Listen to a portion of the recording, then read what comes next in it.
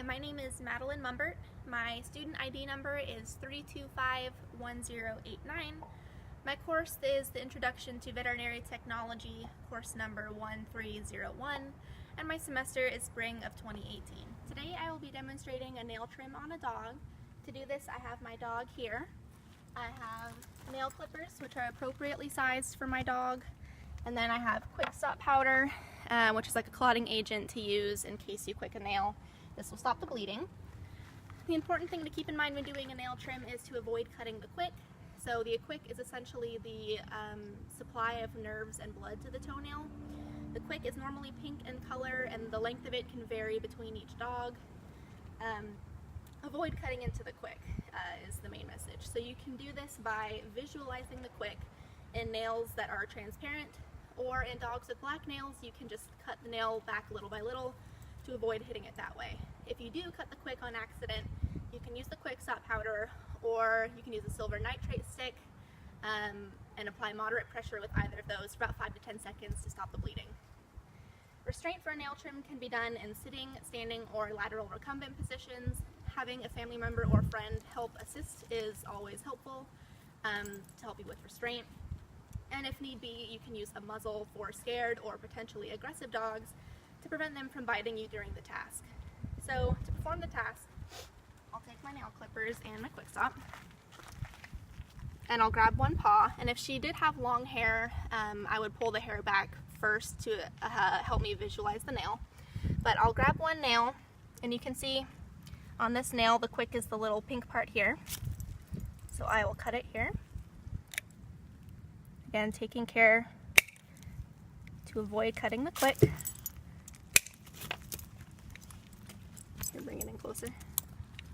It's okay. Come here. To get this last nail here. I'm gonna do claw too.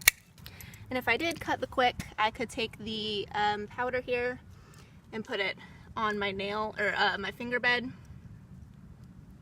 and apply it to the nail like this with moderate pressure, or I could just take her whole nail and dip it into the cap like this. Gently encourage your dog during the procedure, and even give her a treat at the end to make it a positive experience. Today I will be demonstrating a nail trim on a cat. To do so, I have my cat here, and I have some nail clippers. I also have quick stop powder, which can be used to stop bleeding in case I quick a nail. So the important thing to keep in mind while trimming a cat's nails is to avoid cutting into the quick. So the quick is normally pink in color, but the length of it can kind of vary depending on cat to cat. Cats usually have transparent nails, so it's easy to visualize it. But if your cat has darker colored nails, you can start by cutting the quick back little by little to avoid cutting into it. If you do cut into the quick by accident, you can use the quick stop powder or a silver nitrate stick to stop the bleeding. So you would hold the powder or the stick directly onto the nail with moderate pressure for about 5 to 10 seconds to stop the bleeding. So nail trims for cats can be done in sitting, standing, or lateral recumbent positions. Having a friend or family member help you with restraint is always helpful. And you can also use a towel to wrap the cat to avoid getting scratched, but remember to leave their head exposed so that they can breathe during the procedure. So I have my nail trimmers and my quick stop here. I'll grab my kitty. And if she had long hair, I would start by moving her hair out of the way so I could visualize the quick. But I'll take her paw in one hand and gently push on the pad to expose the nail, and I will have my nail clippers in the other hand. So.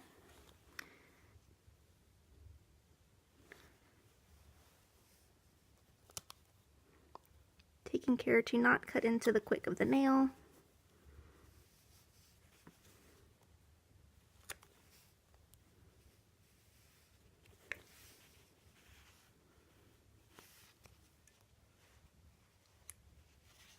And if I did cut into her nail, I would use the powder and put it directly onto the nail, or I can dip her nail into the lid like that.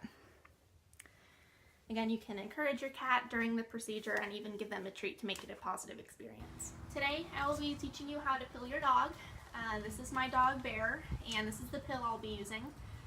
This is Apoquil, prescribed by Dr. Lisa Hansen of Fenugreek Animal Hospital. It's to help maintain his allergies. If you can't get your dog to take his medicine on his own in food, you'll have to make sure that he receives his medications by pilling him. When you're pilling your dog, make sure you're sitting behind him so that he can't back up. Having him in a sitting position is easiest, and coming from behind slowly so you don't startle him. If you're having somebody help you restrain, make sure they're behind them while you control the head and the muzzle. Pilling your dog, sit buddy, sit, can be done by using your non-dominant hand to hold his muzzle and your dominant hand to open the lower jaw. My dominant hand is also holding the pill.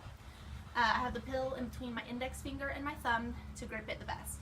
So again, non-dominant hand on his muzzle, dominant hand to lower his jaw, and I place the pill as far back in his throat as I can.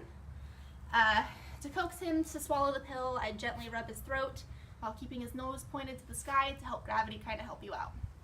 You'll know that he's swallowed the pill when he licks his lips or when you visualize the swallow yourself. Good boy. Today I will be showing you how to pill a cat. I have my cat here and a small treat to act as the pill. Since I'll be pilling her myself, I will be restraining her using a towel. I will do so by wrapping her like this, leaving just her head exposed so I can pill her. I will pill her by using my non-dominant hand to grab her head. I'll use my middle finger and my thumb and grab her behind her cheekbones. And I'll use my dominant hand to open her mouth and pill her. I'm holding the pill in between my thumb and my index finger, and I'll use my middle finger to open her jaw. So again, non-dominant hand back here, dominant hand here. I'll pry her jaw open and place it as far back in her throat as I can without getting bit. I'll close her mouth immediately to keep her from spitting the pill out, and I'll keep her head up to let gravity help me out, and I'll coax her to swallow by gently rubbing her throat. If she spits the pill out, don't worry, try again. I'll be demonstrating free cat urine collection. To do this, I have an old measuring cup to collect my urine, and I have my dog here on a leash. The important thing about my urine sample is to keep it viable for diagnostics, meaning it can't be contaminated. So the urine becomes contaminated when it first touches their skin and fur, and then again when it touches the ground. So we want to catch the urine midstream, meaning partway through urination to reduce our chances of contamination. I have my dog on a short leash so that I can ensure I'm close enough to her to collect the sample when the time comes.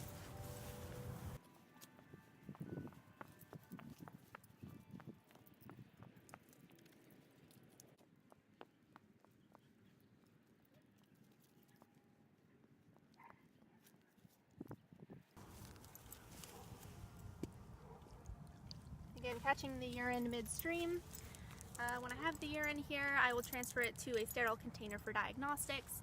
Again, the important thing is the sooner you save it, the better, so you can get accurate test results. Today, I will be demonstrating the application of a gauze muzzle. This is an important skill to have when your supplies are running low and you don't have actual muzzles. You can use gauze. So I've got my dog here, and I've got 2-inch gauze unrolled here to match my dog's muzzle size. So the first thing I'll do is I'll make a loop big enough to fit over my dog's muzzle. But when I tie it, it can't be too tight to where it's uncomfortable. It also can't be too loose or else it serves no purpose. Here, come here. Make my dog sit. I'll come from behind him so that he can't back up, but also so that I don't scare him when I apply the muzzle. Come here. Sit. Say. So I'll apply the loop over his muzzle, underneath his chin, and then I'll tie a bow behind his head in a quick release bow so that in case I need to take it off in a timely manner, I can just undo the muzzle like this.